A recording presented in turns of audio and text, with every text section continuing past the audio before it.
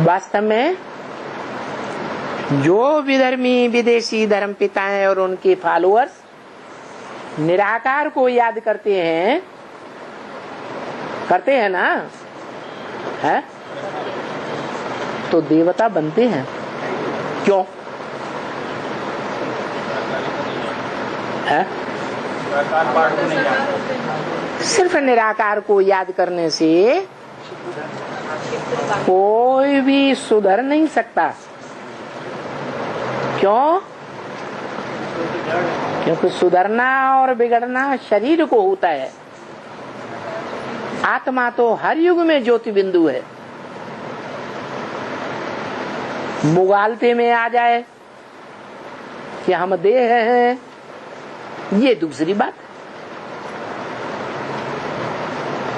आत्मा तो अजर अमर अविनाशी है और देह तो विनाशी है।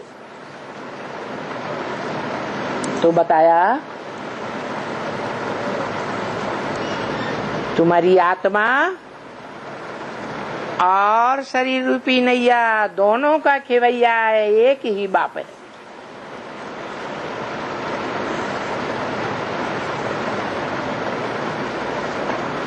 शरीर है नवैया, आत्मा है बिठैया। और दोनों का खेवैया है, एक ही बाप है जो तुम्हें एक किनारे से नरक की दुनिया से, विषय सागर से क्षीर सागर में ले जाता है। खुद भी जाता है कि नहीं जाता है, कि बीच में लोप हो जाता है? अरे वो खेवैया खुद भी जाता है पार या नहीं जाता है? जाता है। तो वो कौन खेवैया आत्मा है? निराकार है या साकार है? जरूर साकार। खेवैया भी साकार, नवैया भी साकार और बिठैया आत्माएं भी साकार बनती हैं। तो उस बाप को पहचानो और वर्षा लो। उस बाप का परिचय कोई देता ही नहीं, इसलिए कोई की बुद्धि में कुछ बैठता ही नहीं। वो ही पतित पावन है। पतितों को पावन निराकार बनाता है या पतित से पावन बनने और बनाने की युक्ति बताता है? युक्ति बताता है, रास्ता बताता है, लेकिन पतितों को पावन बनाता नहीं है। अगर बनाता होता तो ये क्यों कहता कि जो पतित से पावन बनते हैं वो पतित पावन को सीताराम कह करके बुलाते हैं।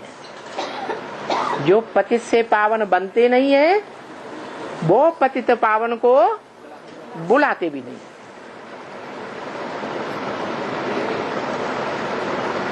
सीताराम का नाम क्यों गाया हुआ है? क्योंकि पावन देवताएं होते हैं प्रवृत्ति मार्ग वाले, और जो भी धर्म वाले हैं वो सब निवृत्ति मार्ग वाले। कोई भी जीवन भर प्रवृत्ति को निभा के नहीं रखते हैं। आज एक शादी करेंगे, कल दूसरी करेंगे, तीसरी करेंगे, चौथी करेंगे, लात मार के निकालते भी रहते हैं। तो ये प्रवृत्ति को निभाना हुआ क्या? ये प्रवृत्ति मार्ग की रसम डालने वाला कौन है? जो खुद प्रवृत्ति मार्ग में होगा वो दूसरों को प्रवृत्ति मार्ग में रहना सिखाएगा। खुद नहीं होगा तो दूसरों को प्रवृत्ति मार्ग का कैसे बनाएगा? है? बनाएगा? नहीं बनाएगा। तो देखो, ये राम और सीता की प्रवृत्ति है। राम है एक और तुम सब सीताएं हो, तुम सब सजनियां हो, तुम सब द्रौपदियां हो, तुम सब पार्वतियां हो। ऐसे क्यों कहा है? इसलिए कहा कि राम का अर्थ है रम्यते योगिनो यस्मिनीति राम। योगी लोग जिसमें रमण करते हैं वो है राम। किसमें रमण करते हैं? झाड़ के चित्र के ऊपर कौन बैठा हुआ है? सभी आत्माएं उसी की तरफ खींची चली जा रही है, जिसको भक्ति मार्ग में कह दिया है आकर्षित करने वाला कृष्ण।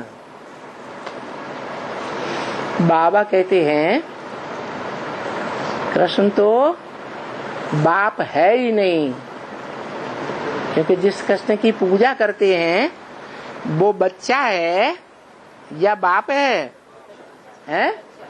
बच्चा है। बच्चा कैसे राजयोग सिखाएगा? राजयोग सिखाकर कैसे राजा बनाएगा? ये राज की बातें तो बच्चा नहीं बता सकता, बाप ही बता सकता है। और वो बाप भी सतयुग के कृष्ण का, सतयुग के पहले पत्ते कृष्ण 16 कला संपूर्ण पैदा होता है, फिर शरीर छोड़ेगा, दूसरा शरीर धारण करेगा तो कलाएं कम हो जाएंगी, घटेंगी या नहीं घटेंगी? तो गिरती कला का हुआ या चढ़ती कला का हुआ? और उसका बाप क्यों?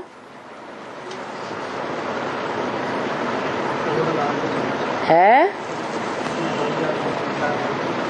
उसका बाप चढ़ती कला का क्यों? क्योंकि जो सदैव चढ़ती कला में रहने वाला है कौन? सदा शिव। कौन?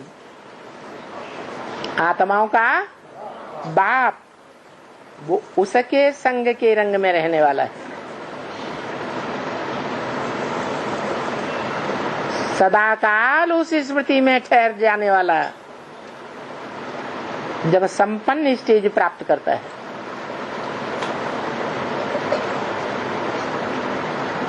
तो सूर्यवंशी कहा जाता है। सूर्य में कलाएं होती हैं कि कलातीत होता है? कलातीत होता है। बाकी चंद्रमा, ग्रह, उपग्रह, सितारे सब कलाओं में बंधे हुए,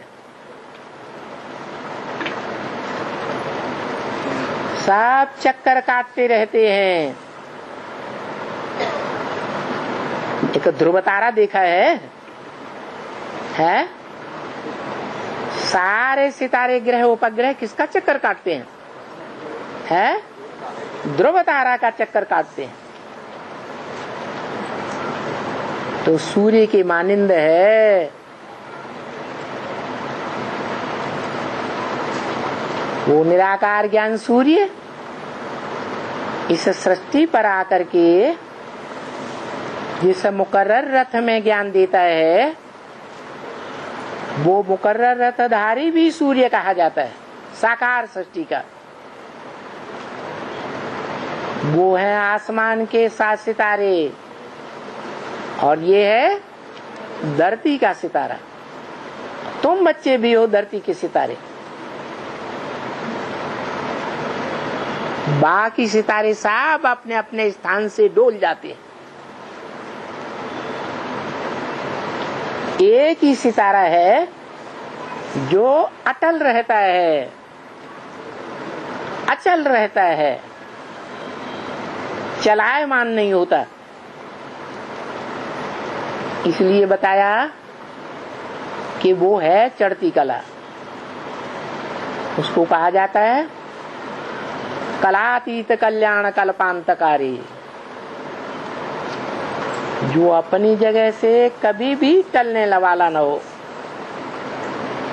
सदा सत्य है इस सृष्टि पर।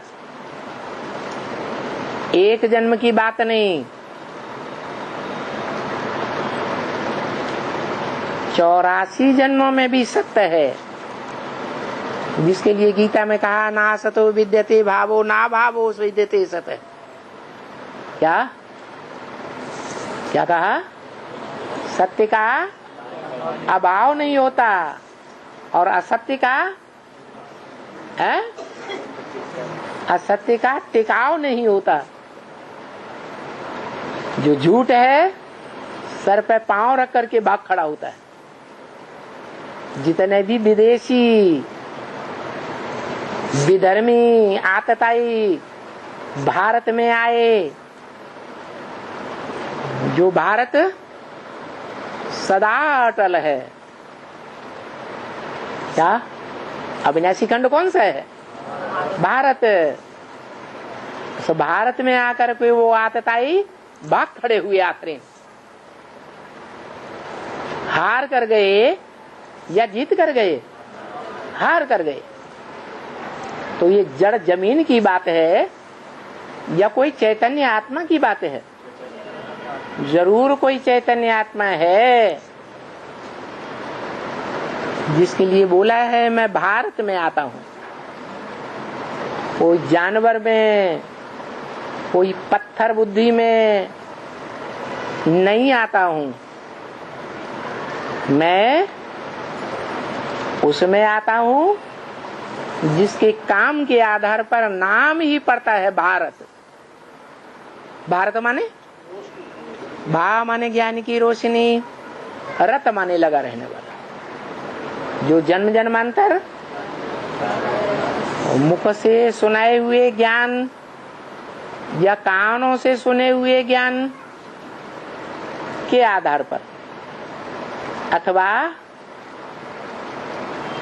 आंखों से देखे हुए, ज्ञानेंद्रियों से अनुभव किए हुए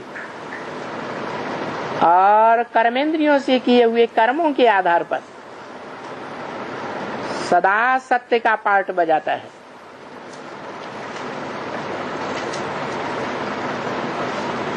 जो सत्य सदैव अडिग रहता है, जिसके लिए मुरली में बोला इस सृष्टि पर सदा काल कायम कोई चीज है ही नहीं।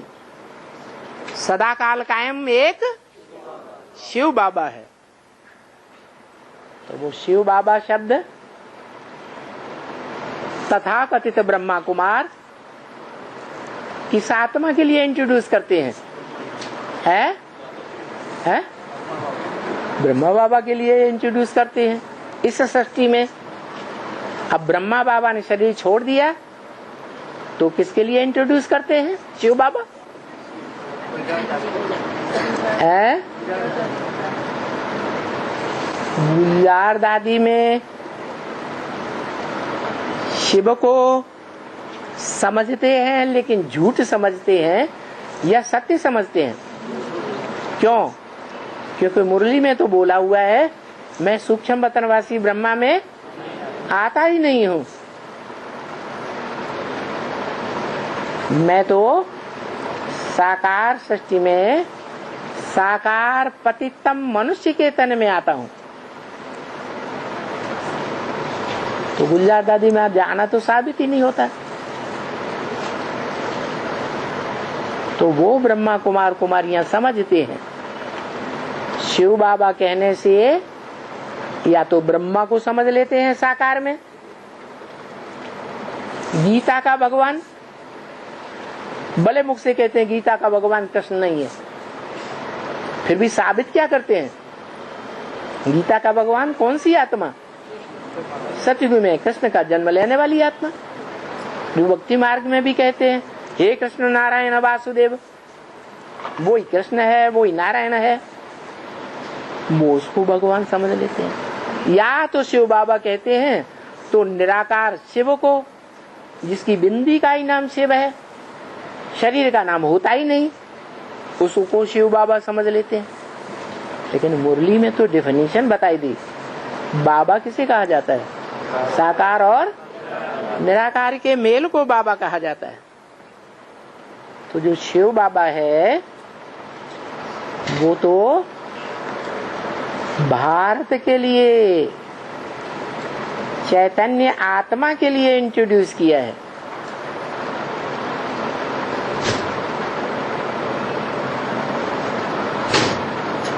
जो संगम में भी ज्ञान के रोशनी में सदा रहने वाला है। जब से बाप की पहचान होती है। द्वापर में भी ब्रह्मा के मुख से जो वेद निकले, वेदवाणी निकली, उस वेदवाणी में भी पहला वेद वाक्य, बीज रूप वेद वाक्य उच्चारण करने वाला कौन था? यज्ञ के आदि में, जिसने ब्रह्मा के साक्षात्कारों का क्लैरिफिकेशन दिया है। हाँ जी, परम ब्रह्म, जिसमें प्रवेश करूंगा उसका नाम ब्रह्म रखता। अव्वल नंबर का ब्रह्म। तो संगम की आदि में भी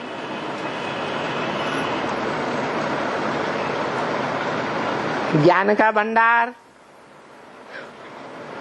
बीज रूप में देने वाला वो ही ब्रह्मा, जो विष्णु की चार भुजाओं के साथ उन भुजाओं को चलाने वाला ऊपर वाला होता है कि नीचे वाला? ऊपर वाला है। ब्रह्मा सो विष्णु बनता है। तो वो ही बाप मनुष्य सृष्टि में आकर बच्चों को स्वर्ग का वर्षा देने वाला बाप है।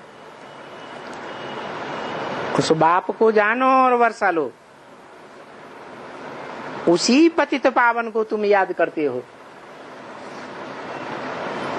इसको, जिसके लिए गीता में कहा है अव्यक्त मूर्ति ना। कैसी मूर्ति है?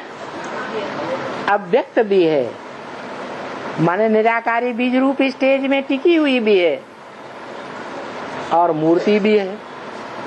मूर्ति माने मूर्त रूप, साकार रूप। तो वो कौन है? हा? अरे मंदिरों में कौन है? शिवलिंग है। उस बाप से तुम वर्षा लो, वो ही पतित पावन है। पतितों को पावन बनाने वाला है। वो तब ही पावन बना सकता है जब खुद पतित से, प्रजापिता पतित से क्या बने? पावन बने, संपन्न बने।